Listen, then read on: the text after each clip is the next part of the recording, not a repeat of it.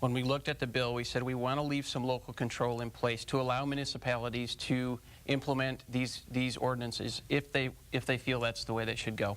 But as a state, we feel that this type of ordinance does not do what it is intended to do, even though it's good intentioned. And so we said what we want to do is if state dollars or federal dollars that come through the state treasury are used in any part of the project or the wage, then you will not be able to apply the minimum wage or the living wage, whatever it's called, ordinance to those dollars. So that's the gist of the bill. And I know, Joe, that you and a number of other local officials immediately said this causes a lot of problems. What are some of the problems you feel it causes for Dane County? Okay. Well, the challenge we have, when you look at the types of programming that we fund in Dane County, half of our entire budget goes for human services. And those services are funded through a combination of sources. They have federal dollars, state dollars, and the local levy. And we have a living wage ordinance on the books, and we define the living wage as a wage that brings a family of 4 up to the poverty level. So it's certainly not an extreme wage, and right now that's $11.33. Now, our challenge is that most of these people are personal caregivers to people with physical disabilities, developmental disabilities. They help people get dressed in the morning, use the restroom, get in and out of their wheelchair, bathe, that type of thing. Help taking care of really the most vulnerable in our society. And we believe that they deserve to be paid at least $11 an hour. I mean, they need to be able to feed their families and pay their rent. And so we've had this ordinance on the book for 15 years, and it's worked well. It's not only good for the workers, but it's good for the people they care for also, because we want to do what we can to attract the best workers to this.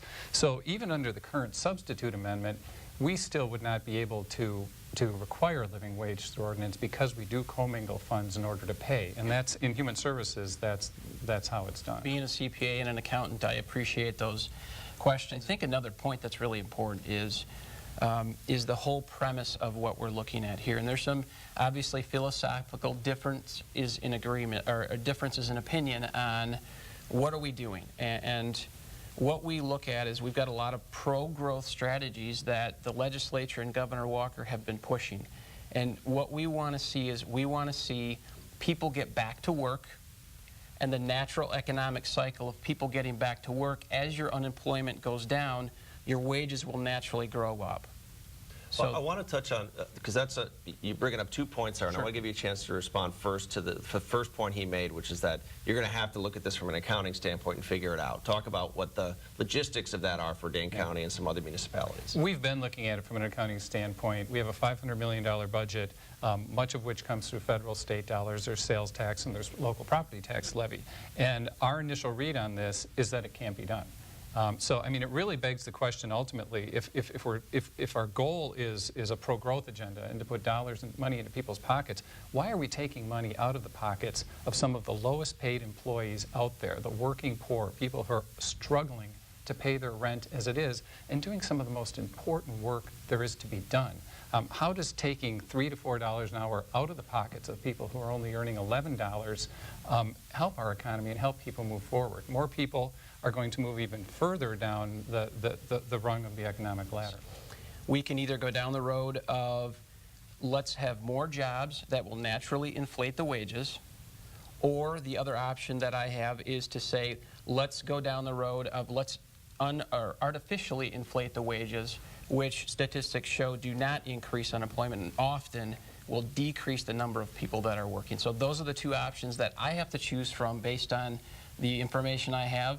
And we've chosen, we want to go down more people working and natural inflation of wages. And I know you disagree with that. I disagree with the basic tenet of the argument. You know, it doesn't have to be one or the other, and that's one of the problems with politics today. We have a group on this side and a group on that side. In Dane County, we're using both approaches. We believe that people who take care of the vulnerable deserve to be paid $11 an hour. I think that's pretty reasonable.